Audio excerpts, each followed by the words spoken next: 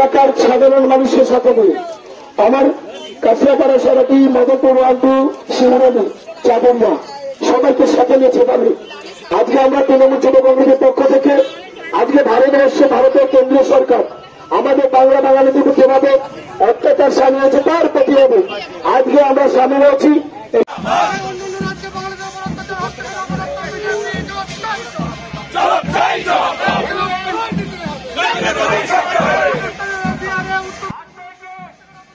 বর্তমানে রাজ্যের রাজনীতিতে তীব্র চর্চার কেন্দ্রে ভিন রাজ্যে বাংলাদেশিদের ওপর ধারাবাহিক হামলা ও অপমান।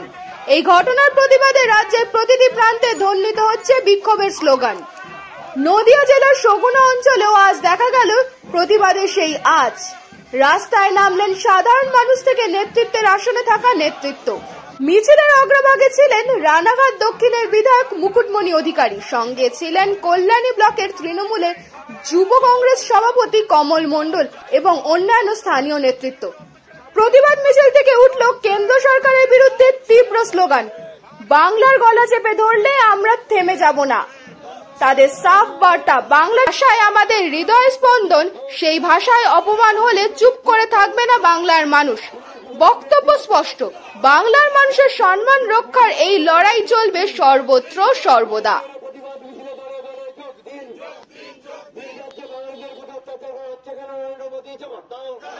যে 19টা রাজ্যে বিজেপি এবং তার জোট সরকাররা আছে এবং আপনি যদি স্পেশালি লক্ষ্য করেন পার্শ্ববর্তী রাজ্য আসাম, সেখানে হেমন্ত বিশ্ব শর্মা বলছেন বাঙালি মানেই বাংলাদেশি।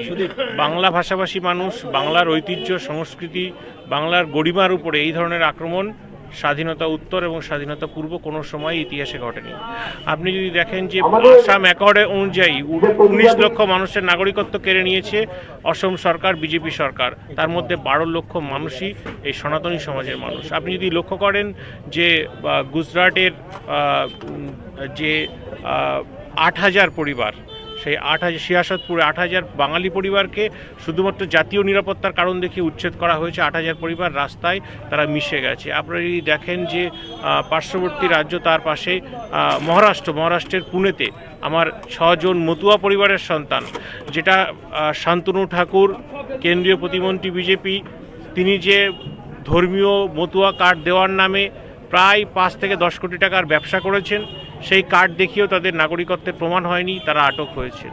আপনি যদি দেখেন দিল্লিতে, সেখানে আমরা যদি দেখি বসন্তকুঞ্জ সহ বিভিন্ন জায়গায় যেখানে বাঙালি পট্টিগুলো আছে সেখানে উচ্ছেদ করে দেওয়া হচ্ছে, জল বা ইলেকট্রিসিটি বন্ধ করে দেওয়া হচ্ছে। আপনি যদি দেখেন পার্শ্ববর্তী রাজ্য ওড়িশাতে শ্রমিকদের পরে অত্যাচার, প্রতিনিয়ত অত্যাচার হচ্ছে, 10 জনকে আটক করা হয়েছে, তার মধ্যেও কিন্তু আমার মতুয়া পরিবারের সন্তান রয়েছে, উদ্বাস্তুরা রয়েছে। আপনি যদি দেখেন মহারাষ্ট্র, সেখানেও দেখা যাচ্ছে যে শ্রমিকদের পরে অত্যাচার হচ্ছে।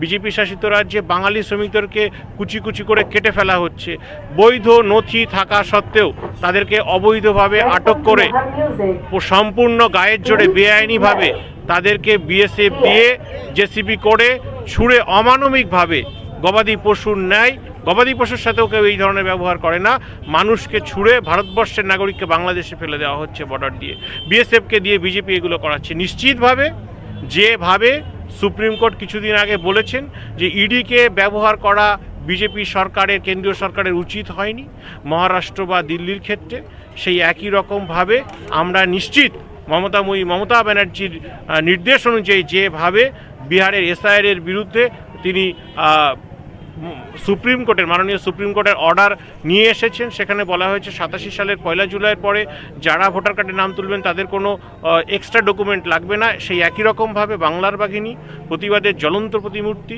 আমাদের সকলের মাননীয় মুখ্যমন্ত্রী, বাঙালির রক্ষক সর্বোপরি, তার হাত ধরে নিশ্চিতভাবে আন্দোলন শুরু হয়েছে এবং তিনি শুধু পশ্চিমবঙ্গ নয়, সারা ভারতবর্ষকে পথ দেখাচ্ছেন। শুধু তৃণমূল কংগ্রেস নয়, সাধারণ মানুষ নয়, বিজেপির নেতৃত্বরা, কর্মীরা যারা ওপার বাংলা থেকে এসেছেন সর্বস্ব খুইয়ে এক কাপড়ে পালিয়ে, তারা আজ আশা দেখছেন মমতা ব্যানার্জির উপরে। গুঞ্জন উঠতে শুরু করেছে যে এ লড়াই আমার নয় শুধু একার, এ লড়াই আমার নয় শুধু অভিষেক ব্যানার্জির, এ লড়াই আমার নয় শুধু মমতা ব্যানার্জির, এ লড়াই আমার নয় শুধু তৃণমূল কংগ্রেসের, এ লড়াই আমার মোদের সবার। অর্থাৎ আগামী দিনে বিজেপিকে শুধু পশ্চিমবঙ্গ নয়, ভারতবর্ষের গদি থেকে উৎখাত করার ক্ষেত্রে অল ইন্ডিয়া তৃণমূল কংগ্রেসের নেত্রী মমতা ব্যানার্জি এবং অভিষেক ব্যানার্জির নেতৃত্বে বাংলা থেকে যে আন্দোলন শুরু হয়েছে তা ভারতবর্ষে ছড়িয়ে পড়বে। আগামীকাল অর্থাৎ 28শে জুলাই কিন্তু নবান্ন অভিযানের ডাক দিয়েছে চাকরিহারারা, তো এটা নিয়ে কি বলবেন? কিন্তু হাইকোর্ট কিন্তু এই আন্দোলনের অনুমতি দেয়নি, কিন্তু তাও তারা রাস্তায় নামবে, এটা নিয়ে কি বলবেন? দেখুন, এক্ষেত্রে নিশ্চিতভাবে বিজেপি এবং সিপিএমের একটা মদত নিশ্চিতভাবে রয়েছে। আমি মনে করি যে আমাদের গণতান্ত্রিক দেশ, সার্বভৌমত্ব, গণতন্ত্র রক্ষা করা আমাদের কাজ, এবং আমাদের প্রধান যে ধর্মগ্রন্থ সেটা হওয়া উচিত সংবিধান। অবশ্যই নিজ নিজ ধর্ম আমরা পালন করব। আমি একজন একনিষ্ঠ হিন্দু কট্টর সমর্থক, কিন্তু আমরা প্রত্যেক ধর্মকে সমর্থন করি, এবং এই গণতান্ত্রিক দেশে, সার্বভৌম দেশে, সেখানে আমরা নিশ্চিতভাবে মনে করি যে সুপ্রিম কোর্ট বা হাইকোর্ট বা কোর্টের অর্ডারকে মান্যতা দিয়ে কাজ করা। কল্যাণী বলে শোকনার অন্তর্গত অঞ্চলে আমরা বাংলা ভাষাকে কেন্দ্র করে বাঙালিদের উপরে কেন্দ্রের যে সরকার বর্বরভাবে অত্যাচার করছে, বিভিন্নভাবে আমাদের এলাকার বা আমাদের ঘরের ভাইয়েরা কাজের সূত্রে বাইরে গিয়ে কাজ করছে, তাদেরকে বাংলাদেশি তকমা লাগিয়ে যেভাবে লকআপবন্দি করছে বা বাংলাদেশ পাঠিয়ে দেওয়ার চক্রান্ত করছে, বা মানুষকে বাংলা ভাষায় কথা বলার জন্য যেভাবে অত্যাচার করছে, তার প্রতিবাদে আমরা যে কল্যাণী বলে তৃণমূল কংগ্রেসের যিনি আমাদের অভিভাবক পঙ্কজ সিংয়ের নেতৃত্বে আজকে আমরা কল্যাণী বলে তৃণমূল যুব কংগ্রেসের পক্ষ থেকে আজকে আমরা এলাকার মানুষকে নিয়ে হাজার হাজার মানুষকে নিয়ে র্যালি করেছি। আমাদের র্যালিতে ছিল আমাদের রানাঘাট সাংগঠনিক জেলা তৃণমূল যুব কংগ্রেসের সভাপতি বিধায়ক ডক্টর মুকুটমণি অধিকারী। আপনি নিজে দেখেছেন, আপনি প্রথম থেকে দেখেছেন যে হাজার হাজার মানুষ আজকে রাস্তায় নেমেছে, মতুয়া থেকে শুরু করে সমস্ত ধর্মের মানুষ এর প্রতিবাদ করতে হবে। কারণ আমরা বাঙালি, আমাদের ভাষা বাংলা। যদি বাঙালিদের উপরে এক বিন্দু অত্যাচার হয়, এক ফুট অত্যাচার হয়, আমরা তৃণমূল যুব কংগ্রেস আজকে যেভাবে রাস্তায় নেমেছি, আগামী দিন এর থেকে বৃহত্তর আন্দোলনে আমরা আগামী দিন নামবো। আজকে অবশ্যই আপনি মানুষের ব্যাপারটা দেখে দেখুন, র্যালিটা দেখে বুঝতে পারবেন এলাকার সাধারণ মানুষ, এলাকার খেটে খাওয়া মানুষ, বিশেষ করে আমরা যারা বাংলা ভাষায় কথা বলি, আমরা যারা বাঙালি, তার সাথে মতুয়া ধর্মের মায়েরা বাবারা রয়েছেন, একত্রিতভাবে আমরা একসাথে লড়াইতে নেমেছি বাংলা ভাষা বাঙালিদের বাঁচানোর জন্য। তিনি প্রধানমন্ত্রী, তাহলে তিনি ইস্তফা দিন, যে আমাদের ভোট ছাড়া তিনি প্রধানমন্ত্রী কি করা হয়? তাহলে কি আপনাদের দলের তরফ থেকে তার জন্য কি করা হবে? আমাদের দলের পক্ষ থেকে তৃণমূল কংগ্রেস আপনি দেখেছেন প্রথম দিন থেকে রাজপথে রয়েছে। আমরা কন্টিনিউ র্যালি, পথসভা, মানুষকে সাথে নিয়ে আমরা লড়াই আন্দোলন করছি। এই লড়াই আন্দোলনের আমাদের প্রতীক বাংলার মাননীয় মুখ্যমন্ত্রী মমতা বন্দ্যোপাধ্যায়, সবুজ সেনার সেনাপতি, যাকে দিকে আমরা লড়াই করি, মাননীয় সাংসদ অভিষেক বন্দ্যোপাধ্যায়, কল্যাণী বল তৃণমূল কংগ্রেসের সভাপতি মাননীয় পঙ্কজ কুমার সিং, এলাকার সাধারণ মানুষ, আমরা একসাথে লড়াই করি এই আন্দোলনের জন্য। আপনি কি বাঙালি হিসেবে শঙ্কিত? আপনাকেও কোনোদিন অপমানিত হতে হবে বলে? আমি বাঙালি হিসাবে শঙ্কিত নয়, বাঙালি হিসাবে আমি গর্বিত।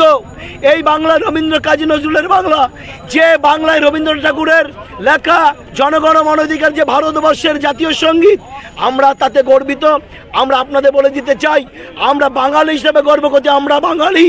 যদি বাঙালির উপরে এক ফুট অত্যাচার হয়, সারা পশ্চিম বাংলার 12 কোটি মানুষ আজকে যা দেখেছেন, তার এইভাবে তারা আগুনের মতো স্ফুলিঙ্গ হয়ে তারা প্রতিবাদ করবে। আমি কমল মণ্ডল, সভাপতি কল্যাণী বল তৃণমূল যুব কংগ্রেস। নমস্কার।